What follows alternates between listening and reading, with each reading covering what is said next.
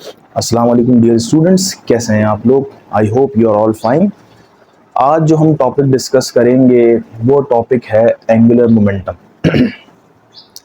जिस तरह ninth standard में आपने पढ़ा होगा कि व्हाट इज़ लीनियर मोमेंटम, तो उसका जवाब ये था कि the quantity of motion in a body is called linear momentum. जितनी ज़्यादा मोशन होगी उतना ज़्यादा मोमेंटम प्रोड्यूस होगा। ठीक है, ये तो था लीनियर मोमेंटम का। और लीनियर मोमेंटम का आपने फॉर्मूला भी पढ़ा होगा, एक वो फॉर्मूला था P is equals to mv।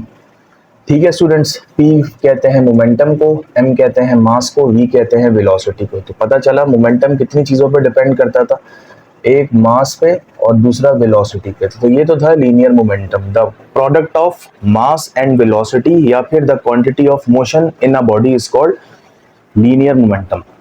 अब चूंकि स्टूडेंट्स बात हो रही है रोटेशनल मोशन की, सर्कुलर मोशन की, लीनियर मोशन की अभी बात नहीं हो रही, तो सर्कुलर मोशन में एंगुलर मोमेंटम की डेफिनेशन जो है वो क्या बनेगी। लीनियर में क्या थी पहले तो ये देखें, the quantity of motion in a body is called momentum, simple. अब एंगुलर मोमेंटम में क्या बनेगी, एंगुलर मोशन में क्या बनेगी, मोमेंटम की डेफिनेशन वो बनेगी क्वांटिटी ऑफ एंगुलर मोशन। ठीक है स्टूडेंट्स, दो तरह के मोशन होते हैं, एक होता है लीनियर मोशन, लीनियर मोशन मतलब translational in a straight line, एक होता है एंगुलर मोशन। तो कह रहे हैं कि quantity of angular motion in a body is called angular momentum, और मोमेंट ऑफ मोमेंटम क्या कह रहे हैं कि क्वांटिटी एंगुलर मोशन की किसी भी बॉडी के अंदर जबकि वो रोटेट कर रहा हो, जबकि वो सर्कुलेट कर रहा हो, जबकि वो रिवॉल्व कर रहा हो, तो उसके अंदर जो चीज प्रोड्यूस होगी उसको बोलेंगे एंगुलर मोमेंटम।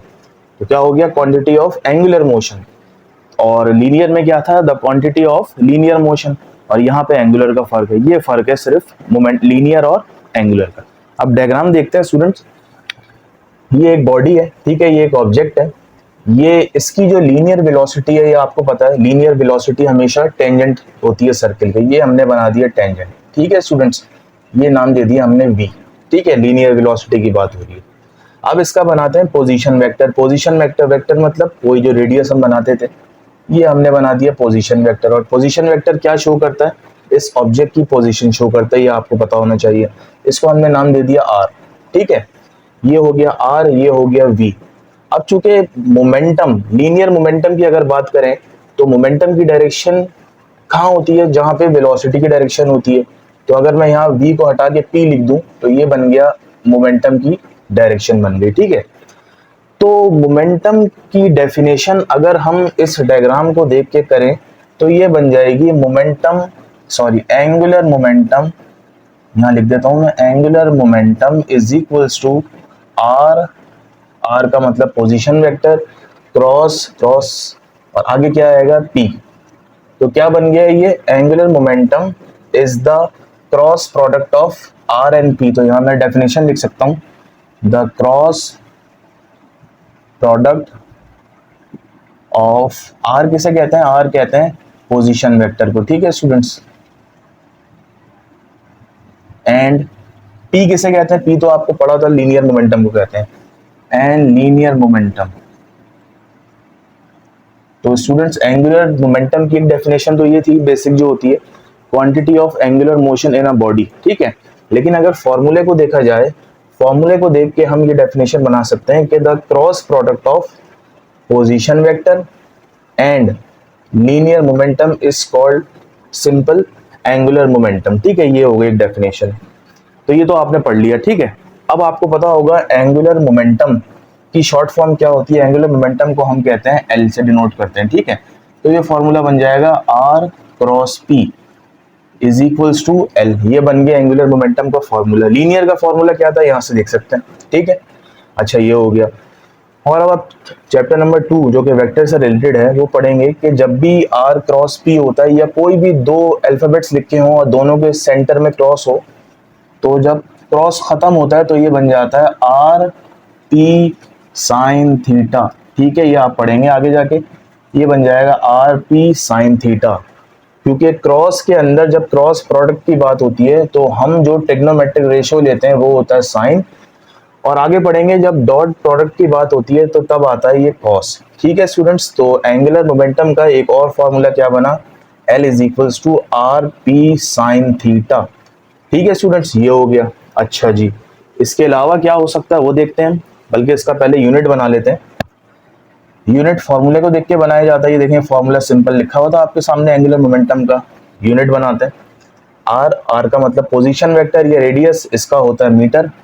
ठीक है, और इसका क्या होता है स्टूडेंट्स पता है आपको, मोमेंटम, लीनियर मोमेंटम का यूनिट होता था किलोग्राम मीटर पर सेकंड।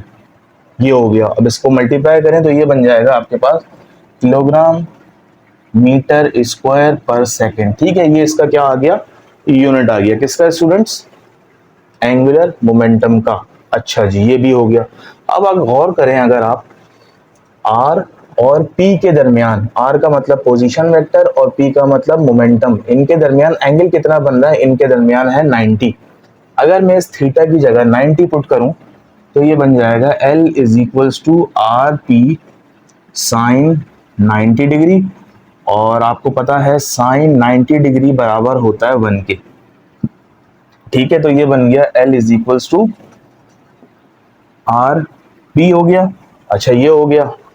इसके बाद आप क्या करेंगे, आर एज इट इज आ गया, पी क्या होता है तो आपको पता है, सिंपल लीनियर मोमेंटम होता है। पी का फॉर्मूला क्या है, एम वी, तो ये हो जाएगा एम वी, और इसको सही से लिखें आप तो L is equals to M V R. देखें आपके पास तीन फॉर्मूलाज आ गए एंगुलर मोमेंटम के। पहला फॉर्मूला क्या था, L is equals to R cross P. इसकी डेफिनेशन क्या होगी mathematically, the cross product of position vector and linear momentum. ठीक है स्टूडेंट्स।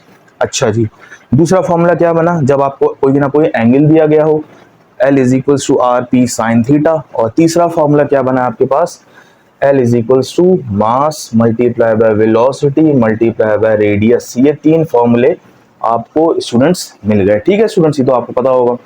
अच्छा जी, जिस तरह हमने, याद होगा आपको, एंगुलर वेलोसिटी की डायरेक्शन निकाली थी बाय राइट हैंड रूल, तो इसकी भी डायरेक्शन निकालते हैं। तो फर्स्ट करें, ये ऑब्जेक्ट ऐसे रोटेट कर रहा है, ये मोशन ऐसे है। हमने वेलोसिटी की डायरेक्शन कैसे निकाली थी, एंगुलर वेलोसिटी की, राइट हैंड रूल से। डायरेक्शन ये किस तरफ घूम रहा है, इस तरफ घूम रहा है, तो हमें ये उंगलियां जो है इस तरह ऐसे रखनी है। ठीक है, और थंब कहाँ जा रहा है, थंब जा रहा है बाहर की तरफ। तो पता चला जब भी एंटी क्लॉकवाइज रोटेट कर रहा होगा कोई भी चीज, कोई भी ऑब्जेक्ट, तो एंगुलर मोमेंटम की डायरेक्शन कहाँ होगी, आउट ऑफ द प्लेन। ये देखें अंगूठा बाहर निकला हुआ, ये प्लेन है, ये मेरा थंब है, ये बाहर निकला हुआ। तो एंटी क्लॉकवाइज मोशन के लिए, एंटी क्लॉकवाइज मूवमेंट के लिए angular momentum out of the plane होगा। लेकिन अगर ये ऑब्जेक्ट ऐसे रोटेट कर रहा हो तो हम क्या करेंगे, हम ऐसे अब करते हैं। ठीक है, ये आपको पता होगा, बताया था। तो अब देखें, ये फिंगर्स क्या बताती हैं कि मोशन किस डायरेक्शन में है, और ये थंब कहाँ बताता है, ये एंगुलर मोमेंटम की डायरेक्शन किस तरफ है। तो एंगुलर मोमेंटम की डायरेक्शन अंदर की तरफ है। तो पता चला क्लॉकवाइज मोशन में एंगुलर मोमेंटम की डायरेक्शन इनटू द प्लेन होगी, और एंटी क्लॉकवाइज मोशन में एंगुलर मोमेंटम की direction out of the plane होगी। ये बिल्कुल वैसे ही हमने फाइंड किया है जैसा कि हमने एंगुलर वेलोसिटी की डायरेक्शन फाइंड की थी by using right hand rule. तो ये सिंपल मोमेंटम था जिसको हम एंगुलर मोशन मोमेंटम कहते हैं। तो ये टॉपिक खत्म हुआ, फॉर्मूला बता दी, डेफिनेशन लिखवा दी, तीन फॉर्मूलाज आ गए, और ये भी बता दिया एंगल कितना बनता है इनके दरमियान, 90 डिग्री बन रहा होता है आर और पी के दरमियान। आर कहते हैं पोजीशन वेक्टर को, पी कहते हैं लीनियर मोमेंटम को। तो तीन फॉर्मूलाज आ गए। अब ये कैसे यूज होंगे, ये तो आपको न्यूमेरिकल्स के डेटा देखना पड़ेगा, फिर अंदाजा लगाएंगे कि कौन सा फॉर्मूला यूज होगा।